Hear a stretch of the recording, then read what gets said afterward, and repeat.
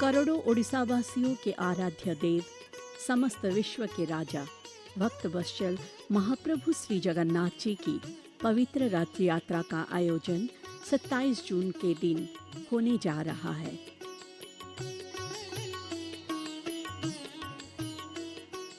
इस हेतु राज्य सरकार, पूरी जिला प्रशासन और श्री मंदिर प्रशासन तथा समस्त सेवादार संपूर्ण भक्तिभाव के साथ तैयारी में लगे हुए हैं। रथ निर्माण के साथ शुरू होता है यह रथ यात्रा महोत्सव। परंपरा के अनुसार रथ यात्रा के लिए हर वर्ष नए सिरे से 3 रथों का निर्माण किया जाता है।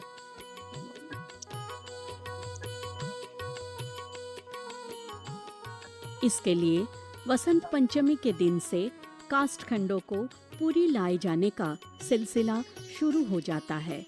श्री राम नवमी के दिन से लकड़ियों को चीरने का कार्य शुरू होता है।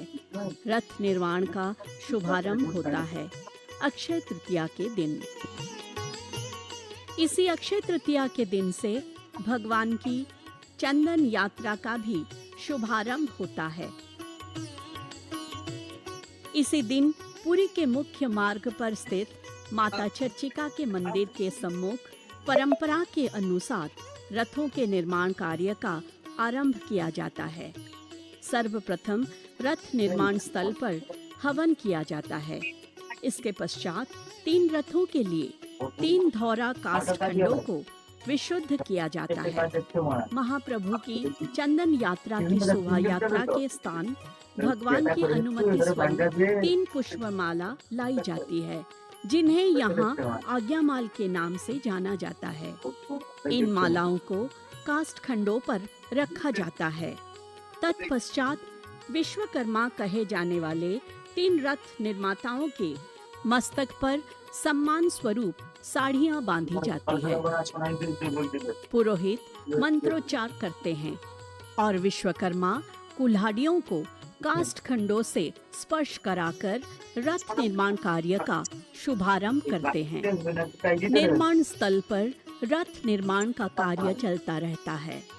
उधर नरेंद्र सरोवर में 21 दिनों के लिए आयोजित होती है भगवान जगन्नाथ जी की चंदन यात्रा।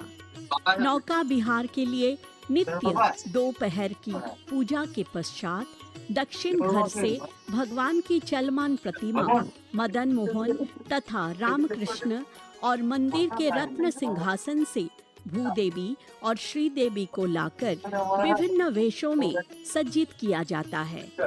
विभूषित होने के पश्चात गज दंत निर्मित पालकी पर रामकृष्ण तथा मणि विमान में मदन मोहन, भूदेवी और श्रीदेवी विराजते हैं। तुरी के गूंज के साथ बड़ू सेवक पालकी और विमान को अपने कंधों के सहारे मंदिर के मुख्य द्वार से मुख्य मार्ग पर ले जाते हैं। वहाँ पंच महादेव इन्हीं विमानों की प्रतीक्षा कर रहे होते हैं। तत्पश्चात शुरू होती है चंदन यात्रा की शोभा यात्रा।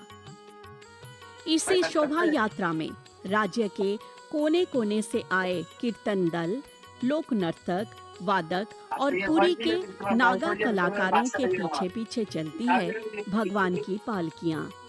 सुंदर तथा भव्य शोभा यात्रा से शोभायमान होता है पुरी का मुख्य मार्ग।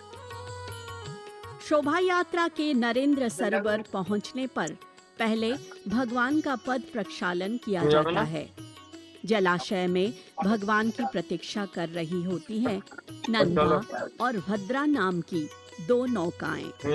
एक का रंग लाल और दूसरी का सफेद होता है। लाल नौका में भगवान रामकृष्ण और पंच महादेवों को विराजमान कराया जाता है। वही सफेद नौका में विराजते हैं मदन मोहन, भूदेवी तथा श्रीदेवी।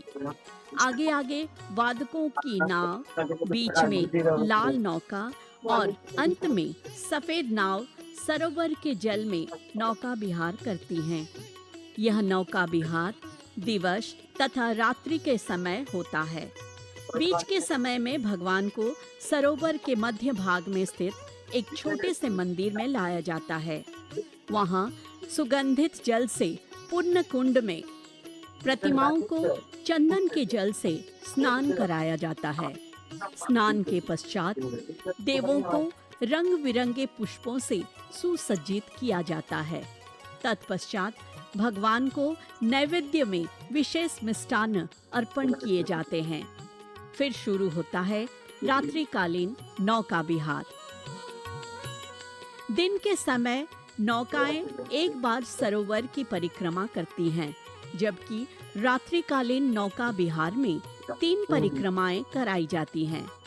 नौका विहार के पश्चात भगवान मंदिर की ओर प्रस्थान करते हैं। वही चंदन यात्रा के अंतिम 9 दिनों को भंवरी यात्रा के नाम से जाना जाता है।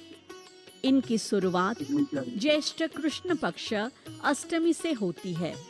उन दिनों नाव सरोवर की परिक्रमा करने के साथ साथ हर कोने पर घुमाई जाती है, इसलिए उसे भंवरी यात्रा कहा जाता है। मंदिर परिसर के बाहर 21 दिनों तक होने वाली इस चंदन यात्रा का अवलोकन करने के लिए सरोवर के किनारे भक्तों की भीड़ लगती है। प्राचीन कवियों की भक्ति रचनाओं से गूंज उठता है नरेंद्र सरोवर का हर कोना। साथ में भगवान जगन्नाथ जी के नाम का जय घोष वातावरण को भक्तिमय बना देता है। मंदिर परिसर के बाहर होने वाले इस उत्सव के पश्चात